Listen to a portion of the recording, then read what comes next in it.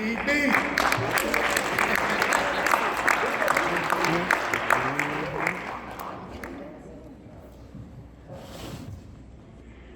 know, I was okay until I got to this point. I didn't stand with the city council because I was too nervous and shaky. And I don't know why.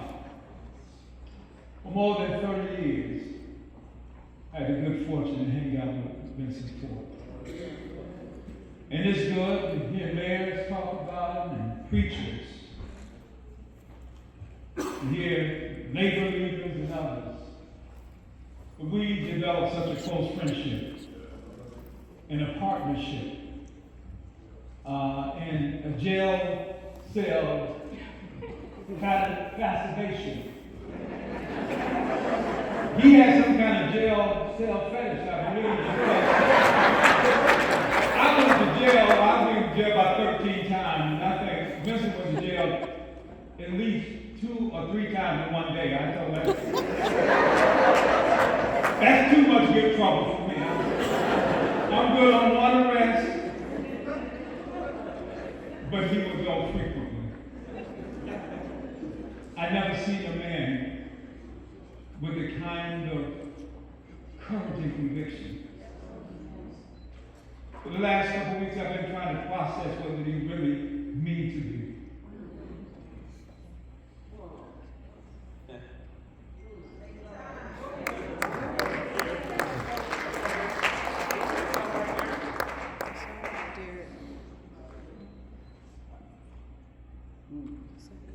What it meant to me was so much stronger.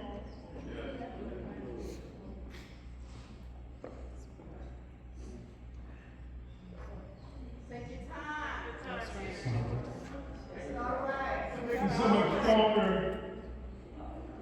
than I ever was. Vincent would argue with anybody.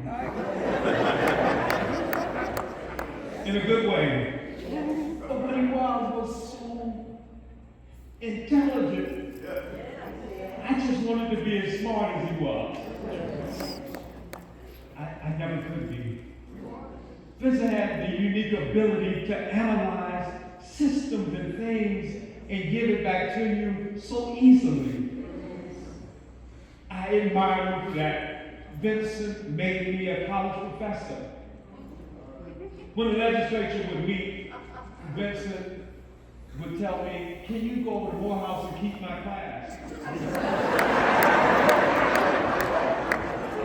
So what do you mean keep your class? Give them a test. Lecture to them. Right? And I would go to Morehouse and lecture to them and give class, right? Then eventually my alma mater, Morris Brown, said, "Do you want to become a college professor with Morris Brown?" I said, "I don't know nothing about that. I would call Vincent. Any decision I made, there were 2 people I would check in with, Michael Langford and Vincent." He said, "Yeah, man, take that job. They won't pay you." I told him I exhausted my community service hours years ago.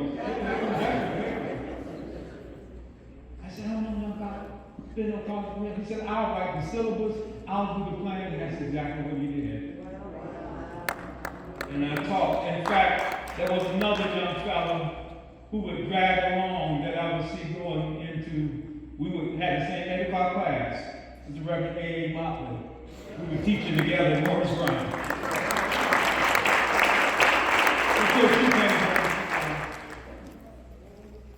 Vincent just loved his family. Loved me. And I'm so proud of him for that. Vincent loved my family. I would come home sometimes, Vincent would be at my mama's house, and he told me he was going to see us eating from our table. And I would have to ask him, what did my mama cook for us?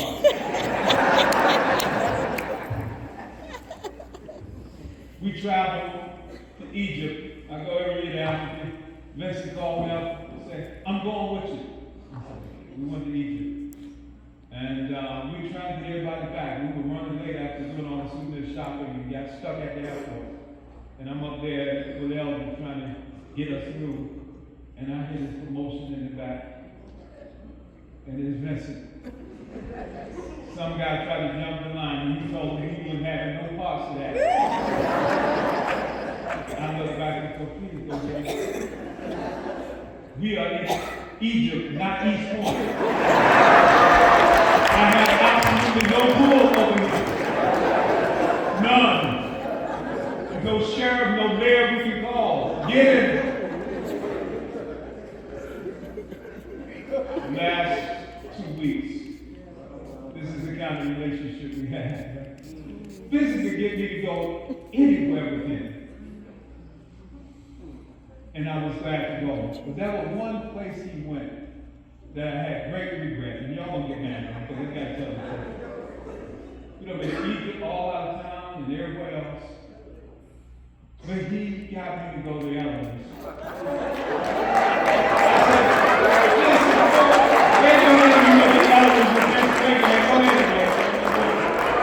I said the music is old,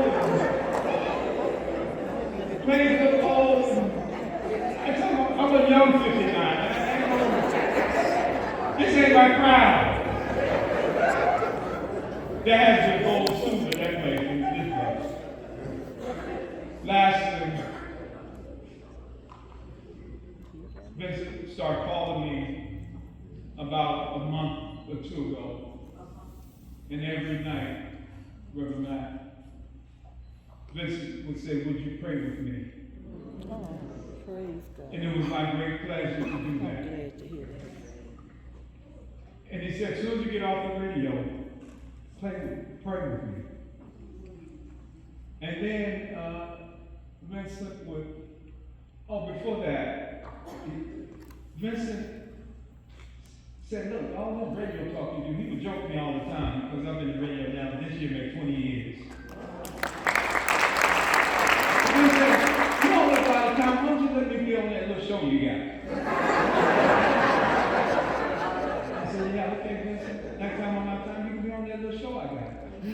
So Vincent goes in classic Vincent style, gets on the show, does so well. The program director calls me and says, we would like to offer him a show. And I said, that's wonderful. It ain't from 47 every day. They said, no, it's a Sunday show. And 2 or 3 weeks before Vincent passed, they had offered him to do Sunday commentary because he was just that good. Right? Just that good. Once again, my brother calls a couple weeks before transition. He said, come in and close the door. He said, I need to tell you something. He says, I know how much time I got. He said, but I need for you to do 2 things for me.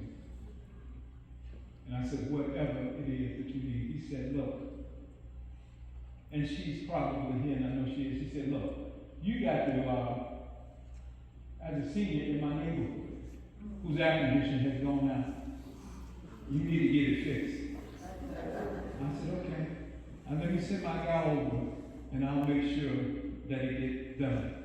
Well, my guy went over, the estimate was $3,200. So I said, and I thought he forgot about it. I said, you don't forgot about that.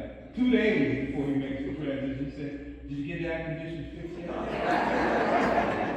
So I'm letting you know, the air conditioning is going to be fixed. It's going to be done. Because I'm going to put a connection plate at the back of it. God is the name, okay? But dear sister, know that it's going to be done. And the last and most beautiful thing he asked me to do. So the last thing this man said to me, he said, take care of my children.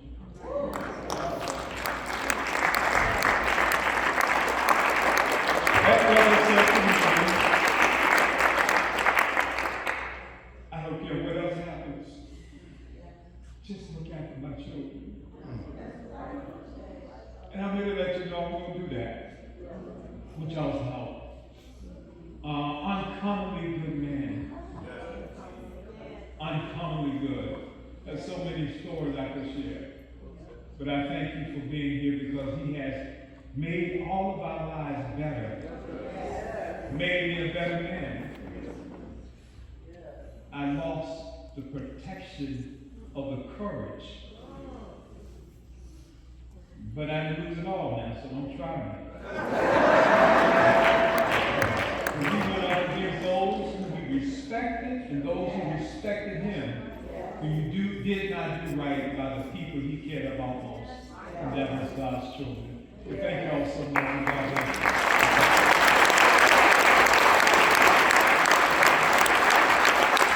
We love you, DB. We love you, man.